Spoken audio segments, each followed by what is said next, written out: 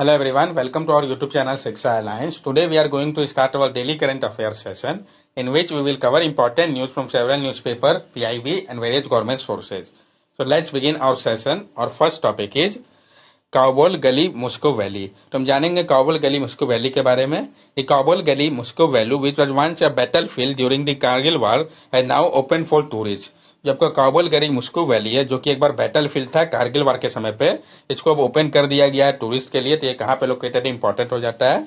This transformation is attributed to the 43-month long ceasefire agreement between India and Pakistan, the enthusiasm of the local population and effort by both the administration and businesses to capitalize on the tourism potential।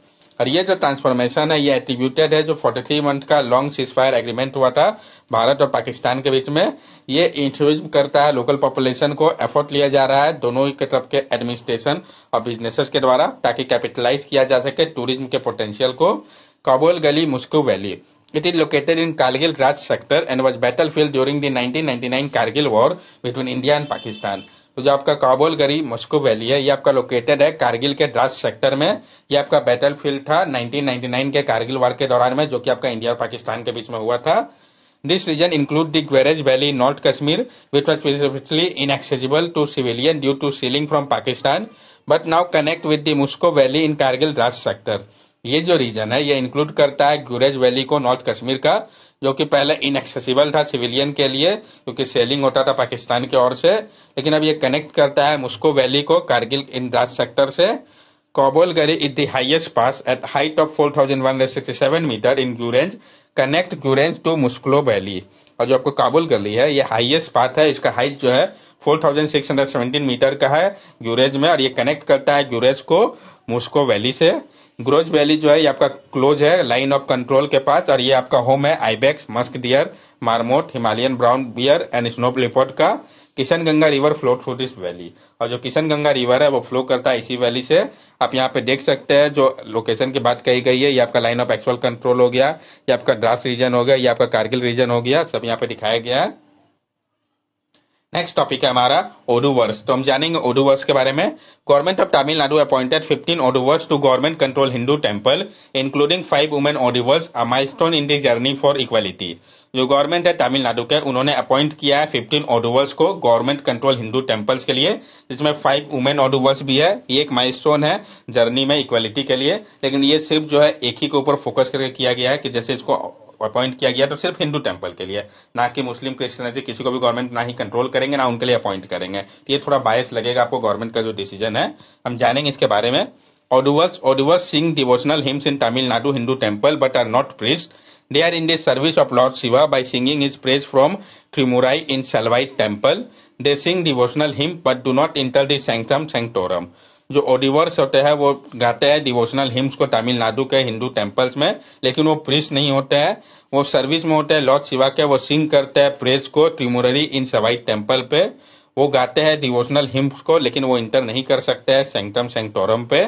Another progressive decision by the Tamil Nadu government, the recent appointment of the 3 women priests in the state temple। और उसके अलावा जो और एक progressive decision जो लिया गया Tamil Nadu government के द्वारा, जो अभी हाल ही में अपॉइंट किया गया 3 वुमेन प्रीस्ट को स्टेट टेंपल में।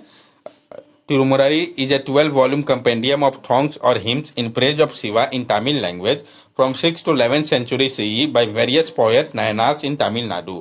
और जब का तिरुमुराई है, तिरुमुराई आपका जैसे कि नाम बता रहा है तो वो 12 वॉल्यूम कंपेंडियम है सॉन्ग्स या हिम्स का जो कि प्रेज में होता है शिवा का तमिल लैंग्वेज में 6th 11th सेंचुरी सी के दौरान। ये वेरियस पोएट जो है तमिलनाडु के उनके द्वारा लिखा गया है। वो जो 12 बुक्स है वो कौन कौन से है वो हम जान लेंगे और उनके ऑथर कौन है। तो जो आपका फर्स्ट सेकंड थर्ड तिमुराई है जो कि हिम्स आपका तिरुकाडी कपू का है, इसका पीरियड 7th सेंचुरी सी का है, इसके ऑथर सांबंदर थे। 4th 5th 6th तिमुराई के हिम्स जो है वो तेवरम है, पीरियड 7th सेंचुरी सी, इसके ऑथर अपार। 7 के Tirupattu, period 8th century C, author Sundarar. 8 के तिरुवक्सम और तिरुकोवायार, इसका पीरियड 9th सेंचुरी सी का है। ऑथर की अगर हम बात करें तो इसके ऑथर मणि कवचकर है। 9 तिरुमुराई का जो हिम्स है वो तिरुवुकैपा और तिरुवलंटू है, पीरियड 9th सेंचुरी सी है और इसके बहुत सारे ऑथर है। 10 जो थे आपका तिरुमुराई, इसका हिम जो है तिरुमंदिरम है, पीरियड 8th सेंचुरी सी का है, ऑथर इसके तिरुमुरर है। 11th जो तिरुमुराई है इसका हिम्स प्रबंधम है, इसके भी बहुत सारे ऑथर है। और जो आपका लास्ट 12th तिरुमुराई है इसका जो हिम्स है वो पेरियार पुरनम है, पीरियड 12th सेंचुरी सी का है, और इसके ऑथर जो है वो सेकिजार है। ये उतना इंपॉर्टेंट नहीं है। नेक्स्ट टॉपिक हमारा वर्ल्ड कॉफी कॉन्फ्रेंस। तो हम जानेंगे वर्ल्ड कॉफी कॉन्फ्रेंस के बारे में। The fifth World Coffee Conference was held in Bengaluru and organized by International Coffee Organization, a UN body focused on highlighting the economic importance of coffee. तो कहाँ पे हुआ, किसके द्वारा ऑर्गेनाइज किया गया, ये इंपॉर्टेंट हो जाता है। तो जो 5वां वर्ल्ड कॉफी कॉन्फ्रेंस था ये आपका बेंगलुरु पे हुआ। इसको ऑर्गेनाइज किया गया था इंटरनेशनल कॉफी ऑर्गेनाइजेशन के द्वारा, जो कि एक यूएन का बॉडी है जो कि फोकस कर रहा है, हाईलाइट कर रहा है कि जो इकोनॉमिक इंपॉर्टेंस है कॉफी का, इसको बता रहा है। It is being held for the first time in an Asian coffee producing country, और ये पहली बार हुआ है एशियन कॉफी प्रोड्यूसिंग कंट्री में कि जो ये हुआ है आपका world coffee conference. One of the key topic discussed at the conference was regenerative agriculture, a holistic farming approach that emphasize soil health, food quality, biodiversity, water quality and air quality. और एक जो important topic है जिसको कि discuss किया गया इस conference में वो आपका रीजनरेटिव एग्रीकल्चर था, जो कि एक होलिस्टिक फार्मिंग अप्रोच है। ये फोकस करता है सॉइल के health, food quality, biodiversity, water quality और एयर क्वालिटी के ऊपर। रीजनरेटिव एग्रीकल्चर के बारे में हम जान लें। Regenerative agriculture is a holistic farming approach that's focused on improving soil health, biodiversity and sustainability by minimizing soil disturbance, diversifying crop, using cover crops and integrating livestock. जो regenerative agriculture होता है ये आपका होलिस्टिक फार्मिंग अप्रोच है जो कि focus कर रहा है इंप्रूवमेंट को लेकर सॉइल के हेल्थ का, बायोडाइवर्सिटी और सस्टेनेबिलिटी के ऊपर। ये कम से कम करता है सॉइल के डिस्टर्बेंस को, डाइवर्सिफाई करता है क्रॉप्स को, उपयोग करता है कवर क्रॉप्स का और इंटीग्रेट करता है लाइफ स्टॉक को। It aims to enhance resources rather than deplete them by adhering to principles such as conservation tillage, crop diversification, soil cover with cover crops and integration of livestock. इसका मकसद है enhance किया जाए जो resources है उसको, ना कि डिप्लीट किया जाए। आईसीओ के बारे में हम जान ले तो ICO establish in 1963 under the UN headquarter London, serve as the only intergovernmental organization for coffee. जो आपका आईसीओ है इसको स्टैब्लिश किया गया था 1963 पे। ये यूनाइटेड नेशन के अंतर्गत आता है, इसका हेडक्वार्टर लंदन पे है। ये सर्व कर रहा है इकलौता इंटर गवर्नमेंटल ऑर्गेनाइजेशन के रूप में कॉफी के लिए। It administers the International Coffee Agreement, an important instrument for development cooperation. और ये एडमिनिस्टर करता है इंटरनेशनल कॉफी एग्रीमेंट को, जो कि एक इंपॉर्टेंट इंस्ट्रूमेंट है डेवलपमेंट कॉपरेशन के लिए। Aims to strengthen the coffee sector and promote sustainable growth for the global coffee value chain. इसका मकसद है कि स्ट्रेंथन किया जाए कॉफी सेक्टर को और प्रमोट किया जाए सस्टेनेबल ग्रोथ को ग्लोबल कॉफी वैल्यू चेन के लिए। It is the sole intergovernmental coffee organization uniting exporting and importing government. It has 43 exporting members including India and 6 importing member. और ये जो है इकलौता इंटरगवर्नमेंटल कॉफी ऑर्गेनाइजेशन है, ये यूनाइट करता है एक्सपोर्टिंग और इंपोर्टिंग गवर्नमेंट को। इसके 43 एक्सपोर्टिंग मेंबर्स है जिसमें भारत भी है और 6 इंपोर्टिंग मेंबर्स है। यहाँ पे आप देख सकते हैं जो कॉफी से रिलेटेड फैक्ट है। तो इसके लिए जो क्लाइमेट की आवश्यकता होती है वो हॉट या ह्यूमिड होना चाहिए। 15 से 28 डिग्री सेल्सियस जो है वो आइडियल है। ड्राई वेदर आवश्यक है जब राइपनिंग का समय होता है बेरीज का। रेनफॉल की अगर हम बात करें तो हाई रेनफॉल की आवश्यकता है 150 से 255 मिलीमीटर। लोकेशन की अगर हम बात करें जो तो रेन फॉरेस्ट है आपका वेस्टर्न घाट का, वहां पे ये ग्रो करता है। स्टेट की अगर हम बात करें तो सबसे ज्यादा कॉफी कर्नाटका में ग्रो करता है, then Kerala, then Tamil Nadu, then Andhra Pradesh. तो ये आपको पता होना चाहिए किस स्टेट में सबसे ज्यादा कॉफी ग्रो करता है।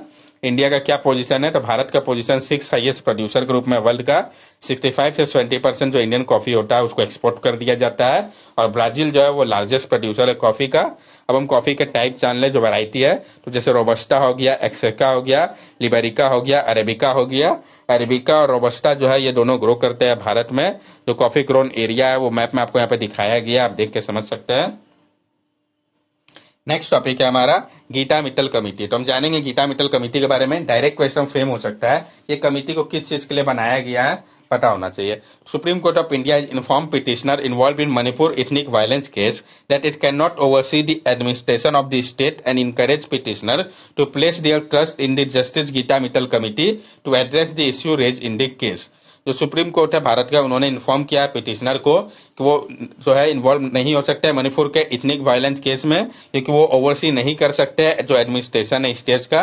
वो इनकरेज कर रहा है पिटिशनर को कि वो ट्रस्ट रखे जस्टिस गीता मित्तल कमेटी के ऊपर, वो एड्रेस करेंगे जो इश्यू है जिसको रेज किया गया इस केस में। This issue include the distribution of Aadhaar card and disability certificate to displaced individual, compensation for family of the deceased, reconstruction of religious building and homes damaged during the violence, handling of bodies and the functioning of court in the state. और ये जो issue है ये include करता है distribution को लेके आधार card का, और जो डिसेबिलिटी सर्टिफिकेट है डिस्प्लेस इंडिविजुअल को, कंपनसेशन फैमिली के लिए डिजीज का, रिकंस्ट्रक्शन की बात कही गई है रिलीजियस बिल्डिंग और होम्स को जो कि डैमेज हुए थे वायलेंस में, हैंडलिंग की बात कही गई है बॉडीज को, और जो फंक्शनिंग है कोर्ट का स्टेट में, ये सबको इसमें इंक्लूड किया गया है। जस्टिस गीता मित्तल कमेटी को स्टैब्लिश किया गया है सुप्रीम कोर्ट के द्वारा ताकि वो मॉनिटर कर सके रिलीफ और रिहेबिलिटेशन एफर्ट को मणिपुर के लिए। तो किस पर्पज के लिए इसको स्टैब्लिश किया गया ये आपको पता चल गया, ये इंपॉर्टेंट पॉइंट है। नेक्स्ट टॉपिक है हमारा unified registration portal for Govardhan. तो जो यूनिफाइड रजिस्ट्रेशन पोर्टल है गोवर्धन के लिए, इसके बारे में हम जानेंगे, पीआईबी के लिए इंपॉर्टेंट हो जाता है। डिपार्टमेंट ऑफ ड्रिंकिंग वाटर और सैनिटेशन मिनिस्ट्री ऑफ जल शक्ति ने इंट्रोड्यूस किया है यूनिफाइड रजिस्ट्रेशन पोर्टल को गोवर्धन के लिए। ये सिंप्लीफाई कर देता है रजिस्ट्रेशन को कंप्रेस्ड बायोगैस और बायोगैस प्लांट के लिए पूरे भारत में। So far, over 1,163 biogas plant and 426 compressed biogas plant have been successfully registered on the portal. और अभी तक क्या है 1,163 biogas plant and 426 compressed biogas plant ने सक्सेसफुली रजिस्टर किया इस पोर्टल पे। This register plant are eligible for assistant under the market development assistant scheme of the department of fertilizer, ministry of chemical and fertilizer. और ये जो register plant है वो eligible है असिस्टेंट के लिए, मार्केट डेवलपमेंट असिस्टेंट स्कीम जो है आपका department of fertilizer, ministry of chemical and fertilizer का, उसके अंतर्गत। ये जो मार्केट डेवलपमेंट असिस्टेंट स्कीम है इसको लॉन्च किया गया है डिपार्टमेंट ऑफ फर्टिलाइजर के द्वारा। इसका मकसद है कि प्रमोट किया जाए प्रोडक्शन को और एडॉप्शन को ऑर्गेनिक फर्टिलाइजर का, जिसको कि जनरेट किया जा रहा है गोवर्धन प्लांट के मदद से। ये जो है इंकरेज करेगा सस्टेनेबल ऑर्गेनिक एग्रीकल्चर प्रैक्टिस को, रिड्यूस करेगा जो डिपेंडेंसी है केमिकल फर्टिलाइजर के ऊपर, और बूस्ट करेगा उपयोग को बायो स्लरी का एग्रीकल्चर के लिए। गोवर्धन इनिशिएटिव जो है ये मल्टी मिनिस्ट्रियल एफर्ट है जिसका मकसद है कि ट्रांसफॉर्म किया जाए ऑर्गेनिक वेस्ट को, जिसमें कि कैटल टंग, एग्रीकल्चर रेसिड्यू, बायोमास आता है, कि उसको कन्वर्ट किया जाए वैल्यूएबल रिसोर्स में, जैसे कि बायोगैस हो गया, कंप्रेस्ड बायोगैस हो गया, ऑर्गेनिक मैन्योर हो गया। ये जो इनिशिएटिव है ये सपोर्ट कर रहा है high value biogas, compressed biogas production को, और प्रमोट कर रहा है उपयोग को बायो स्लरी का, ताकि इंप्रूव किया जा सके सॉइल के हेल्थ को, कार्बन कंटेंट को और वाटर रिटेंशन को। नेक्स्ट टॉपिक हमारा फॉरेन कंट्रीब्यूशन रेगुलेशन एक्ट। हम जानेंगे फॉरेन कंट्रीब्यूशन रेगुलेशन एक्ट के बारे में, पहले भी इस टॉपिक को हम लोगों ने कंसीडर कर रखा है। तो फॉरेन कंट्रीब्यूशन रेगुलेशन एक्ट के अंतर्गत एनजीओ और जो एसोसिएशन जो कि रजिस्टर है जो रिसीव करते हैं फॉरेन कंट्रीब्यूशन को, उनको अब एनुअली डिक्लेयर करना होगा जो डिटेल्स है उनका मूवेबल और इमूवेबल एसेट का, जो कि उन्होंने क्रिएट किया है उस कंट्रीब्यूशन से। Foreign contribution regulation act FCRA को इनेक्ट किया गया था इमरजेंसी के दौरान 1976 में। इसका मकसद था कि अप्रीहेंस किया जाए जो फॉरेन पावर है जो कि इंटरफेयर कर रहे हैं इंडिया के अफेयर पे, पंप करके मनी को कंट्री पे थ्रू इंडिपेंडेंट ऑर्गेनाइजेशन के द्वारा। ये जो लॉ है ये रेगुलेट करता है फॉरेन डोनेशन को इंडिविजुअल और एसोसिएशन के लिए, ताकि वो फंक्शन कर सके एक ऐसे मैनर में जो कि फॉलो करे सॉवरिन और डेमोक्रेटिक रिपब्लिक को। नेक्स्ट टॉपिक है हमारा India standard on biofuel to aid GBA clean energy goal. PIB की न्यूज इंपॉर्टेंट हो जाता है, तो जानेंगे हम जो भारत का स्टैंडर्ड है बायोफ्यूल को लेके, ताकि मदद किया जा सके जीबीए क्लीन एनर्जी गोल को अचीव करने में।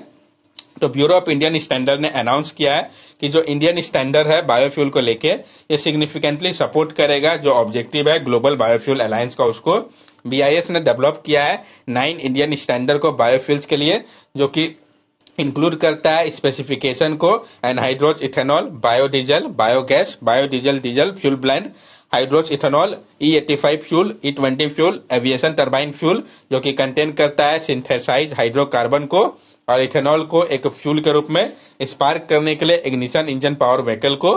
साथ साथ बीआईएस जो है वो काम कर रहा है standard for paraffinic green diesel के ऊपर, जिसको कि ड्राइव किया जाएगा 2D फीड स्टॉक के मदद से। G20 लीडर्स ने लॉन्च किया था जी ग्लोबल बायोफ्यूल अलायंस को 18 G20 समिट के दौरान न्यू दिल्ली पे, और इसका मकसद था कि फैसिलिटेट किया जाए जो एडॉप्शन है बायोफ्यूल का पूरे विश्व में।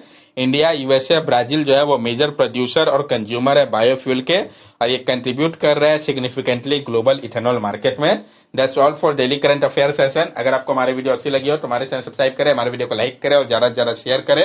These are our social media link. From here also you can stay connected with us and give us your valuable feedback. Thank you and have a nice day.